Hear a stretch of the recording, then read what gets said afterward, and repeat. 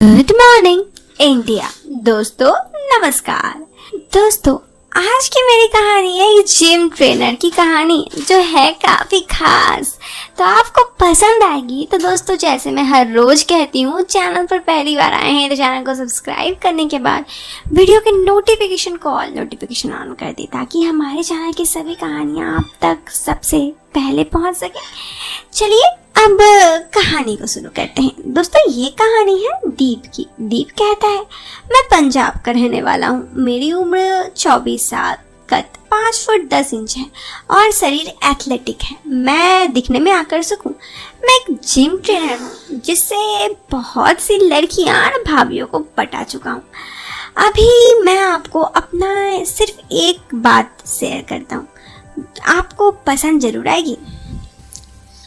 वो जून जुलाई का महीना था। जिम ज्वाइन करने के लिए कोई ना कोई पूछने आता रहता था, ये नॉर्मल सी बात थी।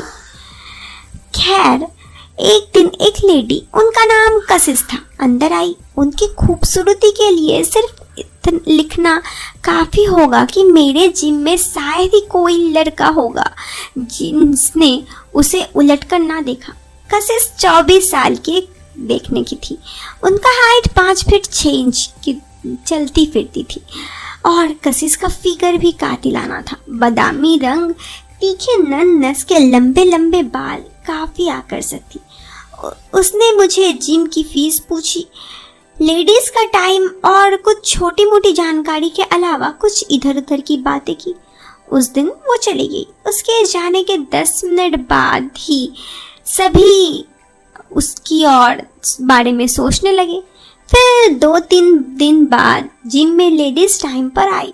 उस दिन लेगिंग्स और टी शर्ट में वो बला सी खूबसूरत दिख रही थी और वो काफ़ी आकर्षक दिख रही थी। मेरा तो उन्हें देख के हालत खराब हो रहा था। बस किसी न किसी तरीके से मैं अपने आप को संभाले हुआ था। हालांकि जिम में और भी खूबसूरत लड़कियां थी, पर कशिश कुछ अलग ही थी, या यूं कहे तो उनका देखकर कोई भी पागल सा हो सकता है। हमने एक्सरसाइज शुरू किया। उसने मुझे अपनी सहेलियों के बारे में पूछा जिनकी वजह से उसने जिम ज्वाइन किया है, वरना उसको कोई दिलचस्पी नहीं थी। उसकी सहेलियों ने उसे जिसके जिम के बारे में बताया था वो जिम कोई और था। वो गलती से जिम में आ गई थी।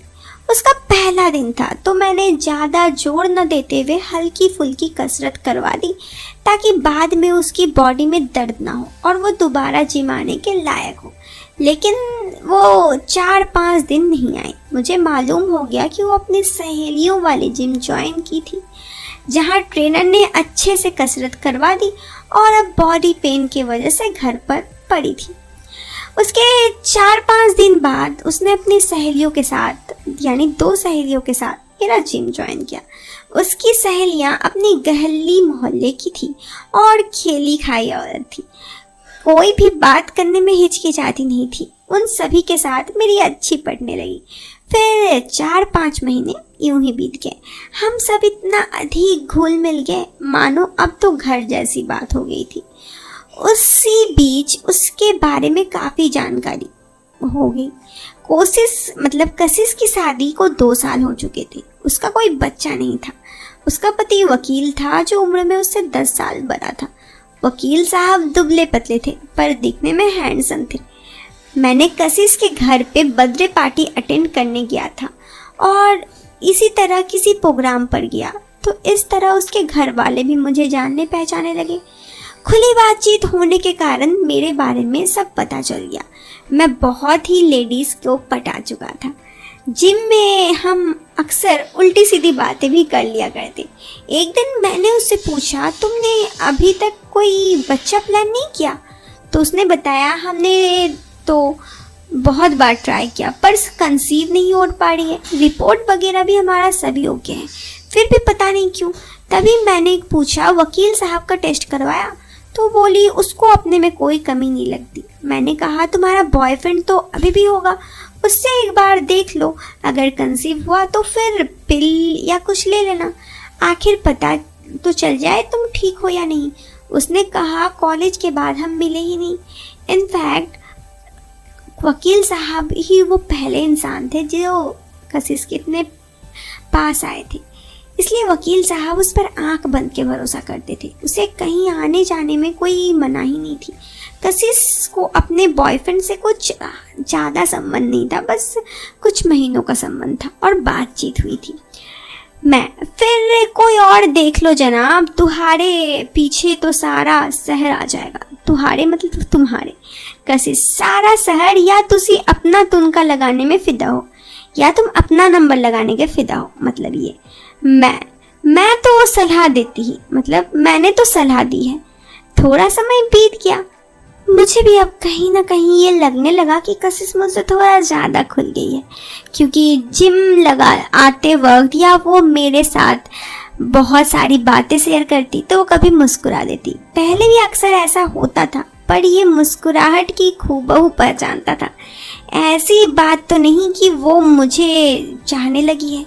दिमाग में तो मेरा उस दिन से खराब था जिस दिन पहली बार जिम आई थी, लेकिन मैं उससे पंगा लेना ठीक नहीं समझा। मैं बस दोस्ती तक ही सीमित था। धीरे धीरे मेरा हाथ उससे बढ़ता गया। अब मुझे भी कहीं ना कहीं उससे प्यार करने की इच्छा होने लगी। यहाँ तक पहुँचते पहुँचते भी करीब 3-4 महीने बीत चुके थे। तब तक हम दोनों को समझ आ चुकी थी कि हम दोनों एक दूसरे से क्या चाहते हैं। पर बात वही थी, बिल्ली के गले की घंटी कौन बांधेगा। शनिवार का दिन था, लेग्स डे। हर दिन की तरह वो जिम आई, वॉशरूम में चेंज की, योगा पैटर्न्स, लेगिंग्स और टी शर्ट पहनी। अब वो मेरी सोच भी बदल गई थी। दोस्तों, उसको देखकर मैं पहले ही दिन से पागल हो चुका था। वो तो मैंने आपको पहले ही बताया। वर्कआउट शुरू होने लगा। मैं उसकी सपोर्ट के लिए उसके बीच उठक पिटक या कंधों का वजन कर देता, लगाव करता। जब 5-6 बार वो उठी, फिर वो एकदम से मेरे तरफ देखने लगी और इस तरह से उसका देखना मुझे भी समझ में आ रहा था कि वो चाह क्या रही है। उसकी नज़र सभी बता रही थी। मेरी और कशिश के अलावा किसी को भी भनक नहीं हुआ कि क्या हुआ। कशिश ने मुझे छेड़ते हुए कहा, सर जी इतनी गर्मी। मैं, तंदूर के आटे पर सख्त होना स्वाभाविक है। कोशिश, सर जी आटा अभी तंदूर के बाहर है। एक्सरसाइज लगाओ चुप करके। मेरे चेहरे पर हल्की मुस्कान और थोड़ी शर्म भी थी। उस दिन मैं जानबूझकर उसे सबसे आखिर तक किसी न किसी वर्कआउट के बहाने रोके रहा। उसको भी शायद इसका अंदाजा था। बिना किसी खबर हुए मैंने सभी कैमरे बंद कर दिए। धीरे धीरे अब लेडीज चली गई। आखिर में कशिश और मैं जिम पे रहे। मैं जिम के सामान संभालने लगा और कशिश जाने लगी थी, वापसी आ गई। वो बोली, चलो मैं आपकी मदद करती हूँ। अब वो भी कुछ सामान उठाने के लिए नीचे झुकती तो मैं उसकी तरफ गौर से देखता। वो मुझे ये सब कुछ देख रही थी, शायद वो भी यही चाहती थी।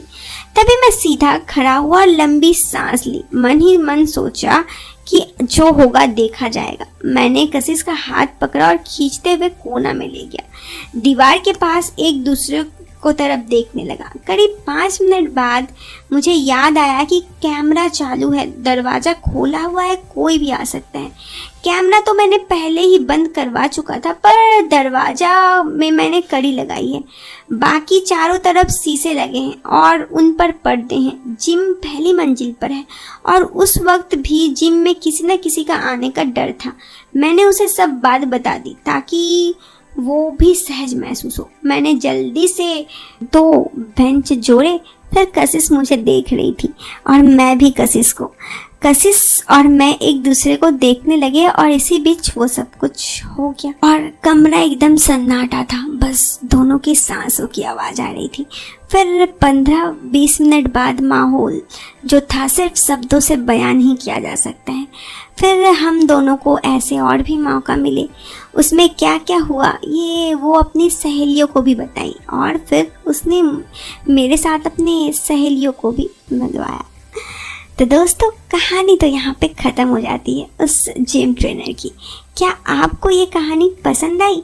कमेंट बॉक्स पर बताना ज़रूर। और दोस्तों, क्या आपको लगता है कि क्या कशिश कंसीव कर पाएगी इसके बाद?